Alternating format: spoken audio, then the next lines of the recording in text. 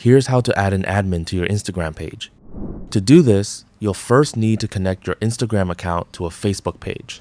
Open Facebook, then go to your page's main homepage and select Settings. Next, open linked accounts and then select Instagram. Choose Connect Account, sign into your Instagram account if prompted, and complete the connection. If you notice an error during this step in my example, it's because my Instagram account is already connected to a business portfolio. In your case, if your accounts aren't already linked, you shouldn't see that error and the connection should appear like this. Once the accounts are connected, return to your Facebook page settings and open Page Setup from the left side menu.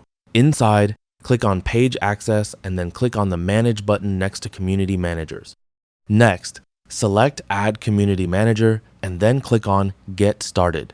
Enter the person's name or email address associated with their Facebook account and send the invitation. Once they accept it, they'll have admin or management access based on the permissions you assign. Make sure you only grant access to someone you trust, since they'll be able to help manage your page. That's all for this video. Thanks.